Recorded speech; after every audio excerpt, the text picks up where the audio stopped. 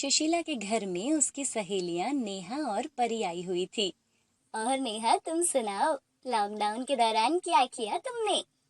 अरे क्या बताऊं सुशीला, सारा दिन इनकी फरमाइशें चलती रही। कभी कुछ बनाकर खिलाओ तो कभी कुछ। हाँ भाई, मैं भी बच्चों की फरमाइशों से तो तंग आ गई थी। अरे मेरी बहू ने तो मुझे बहुत सुख दिया। उसने तो बहुत बढ़िया बढ़िया चीजें बनाकर खिलाई मुझे। अच्छा भाई, तुम्हारी बहू तो बहुत अच्छी है।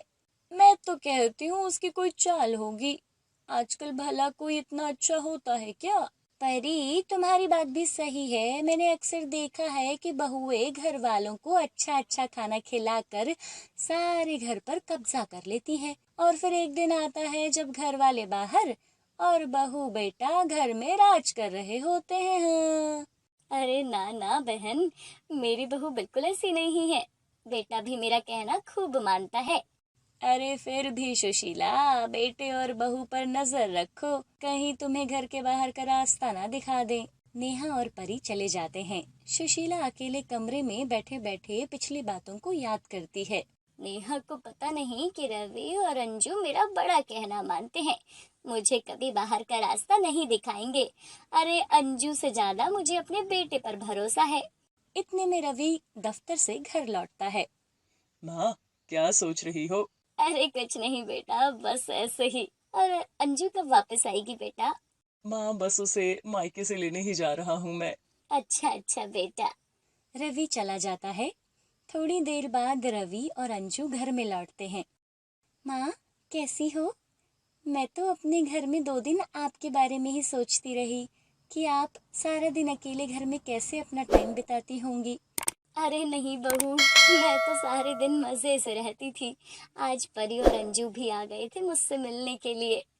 अंजू, चलो तुम थोड़ा आराम कर लो, फिर कुछ खाना बना लो। रवि, मैंने खाना तो बना लिया है। तुम लोग बस फ्रेश होके डाइनिंग टेबल पर आ जाओ। सुशीला रसोई में खाना गरम करती है, तभी पीछे से अंजू आई। माँ, आज आप थोड़ी परेशान लग रही हैं। सच बताओ, क्या हुआ? अरे कुछ नहीं बेटा, बस सारा दिन सहेलियों से बातें करके थक गई हूँ। हाँ, खाना खाकर सो जाऊंगी। खाना खाकर जब सब लोग अपने कमरे में चले गए, तब अंजू ने रवि से पूछा, रवि, क्या बात है? माँ का मूड थोड़ा ठीक नहीं लग रहा मुझे। अरे नहीं तो, मुझे ऐसा कुछ नहीं लगा। अरे तुमने 2 दिन बाद उन्हें देखा है ना, इसलिए शायद। अगले दिन अंजू सुशीला के कमरे में आई। उसने देखा कि सुशीला पिताजी की फोटो से कुछ बातें कर रही थी। माँ, मुझे पता है कि कल कुछ जरूर हुआ था जिस कारण आप परेशान हो। यदि आप मुझे अपना समझती हो तो बता दो कि आपको क्या हुआ है। अंजू, तुम सही समझ रही हो। मैं कल से नेहा और परी की बातों से परेशान हूँ। उन्होंने मुझे बड़ा डरा दिया है। उन्होंने कहा कि आजकल बेटे बहू किस प्रकार माँ बाप को घर से बाहर निकाल देते हैं और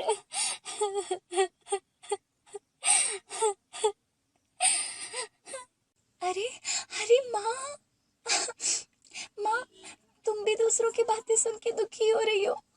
माँ, मैं जानती हूँ कि माँ बाप का साया बच्चों के लिए कितना जरूरी है। आप बिल्कुल भी चिंता ना करें। मैं और रवि तो बिल्कुल भी ऐसे नहीं है माँ। हाँ बेटा, जानती हूँ मैं, लेकिन जमाने की हवा का क्या करूँ? कल को कोई ऊंच नीच हो गई तो मुश्किल हो जाएगी ना। नहीं माँ, कोई मुश्किल नहीं होगी। आप मेरी माँ हैं। बेशक रवि है आपके लिए, लेकिन मैं अपने ऊपर कोई कलंक नहीं लगाना चाहती। मैं सदैव आपका ध्यान रखूंगी। आप सदैव इस घर में रानी की तरह रहेंगी माँ। आप हम दोनों की ओर से निश्चिंत रहे माँ। तभी कमरे में रवि आ जाता है। अच्छा माँ, ये बात है। आपने तो मुझे पराया कर दिया।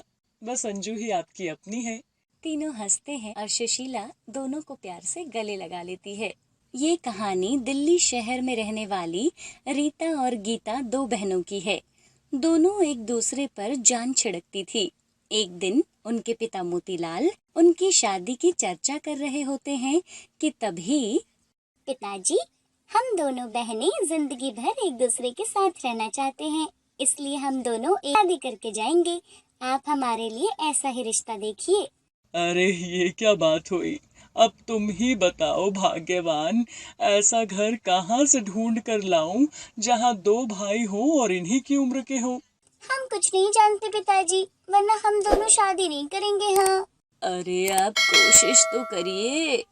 अच्छा ठीक है, देखता हूँ। फिर काफी खोजबीन के बाद मोतीलाल को अपनी बेटियों के लिए पसंद का रिश्ता मिल जाता है और दोनों बहनों की शादी हो जाती है। शुरू में तो सब कुछ ठीक चलता है, लेकिन थोड़े ही दिनों के बाद दोनों बहनों में खटपट शुरू हो जाती है। अरे मैं कहती हूँ, इस घर का सारा खर्चा उठाने का ठेका आपने ले रखा है क्या? गीता बहुत चालाक है और आपका भाई भी कुछ कम नहीं है। दोनों पति पत्नी अपनी कमाई सीधे बैंक में जमा कर देते हैं। अरे भाग्यवान, तुम तो चवन्नी अट्ठन्नी के हिसाब में भी अपना सर खपाती हो। अभी सोहन की कमाई थोड़ा कम है, अब जितना भी बन पड़े वो इस घर के लिए करता है ना। सोहन मेरा छोटा भाई है, बड़ा भाई होने के नाते अगर मैंने घर के थोड़े बहुत खर्चे उठा भी लिए तो इसमें क्या गलत है। मैं कुछ नहीं जानती जी, आपकी अकल पर पर्दा पड़ा है, मेरी नहीं। शादी के बाद से मैं अपने लिए एक गहना भी नहीं बनवा पाई और गीता हर दूसरे महीने अपने लिए कुछ न कुछ खरीद लाती है। मैं बेवकूफों की तरह अपनी जिंदगी नहीं जी सकती। मुझे मेरे भविष्य की चिंता है। गीता अपनी बहन की सारी बातें सुन रही थी और झगड़ने के लिए वहां हाजिर हो जाती है। रीता, तू अपने आप को क्या समझती है? मैं जो भी खरीदारी करती हूँ अपनी कमाई से, तेरी नहीं। अरे अगर इतनी अकड़ है तो घर का खर्च क्यों नहीं उठाती? मेरे पति की कमाई से ये घर चलता है। हाँ। अरे बाप रे, कितना झूठ बोलती है तू। मेरे पति की आधी कमाई इस घर के खर्चों में चली जाती है, तो ज्यादा बड़ी बड़ी बातें मत किया कर। मेरे पास एक एक रुपए का हिसाब लिखा हुआ है। ठहर जा, तुझे अभी डायरी लाके दिखाती हूँ। अरे डायरी मेरे पास भी है, मैंने भी सब कुछ लिख रखा है। मैं तुझे बचपन से जानती हूँ, तू सिर्फ अपना मतलब देखती है। रहने दे गीता, अब मेरा मुंह मत खुलवा। मैं तेरे साथ अब एक दिन भी नहीं रह सकती। मुझे भी तेरे साथ रहने का कोई शौक नहीं है। सुनिए जी, कल से हम अपनी रसोई अलग बनाएंगे। अरे भाग्यवान, ये तुम क्या कह रही हो? वही जो आप सुन रहे हैं, चलिए यहाँ से। हाँ हाँ जाओ, मैं भी कल से अपना खाना पीना अलग ही करूंगी। अरे ये क्या, इन दोनों बहनों ने तो अपने घर का बंटवारा कर लिया। चलिए खैर, आगे देखते हैं। एक रात, अरे भैया, ये क्या हो गया? इन दोनों बहनों ने तो घर में दीवार खड़ी कर दी और अपने साथ साथ हम दोनों भाइयों को भी अलग कर दिया। हमें इन दोनों का कुछ करना पड़ेगा। तुम ठीक कहते हो, मेरे पास एक तरकीब है, शायद ये काम कर जाए। तभी बाहर दोनों बहनें आ जाती हैं। अच्छा, तो दोनों भाई इस तरह छुप छुप कर मिलते हैं। मोहन, चलिए यहाँ से। हाँ हाँ, चलता हूँ। अजी आप क्या देख रहे हैं, चलिए यहाँ से। इस तरह गीता भी अपने पति सोहन को डांट डपट कर वहां से ले जाती है। अगले दिन मोतीलाल अपनी पत्नी गायत्री के साथ अपनी बेटियों के ससुराल पहुंचते हैं। घर के गेट पर पहुंचते ही दोनों बहनें उन्हें आवाज देने लगती हैं। अरे माँ, पिताजी, आप दोनों यहाँ आइए। इस तरफ मेरे घर में।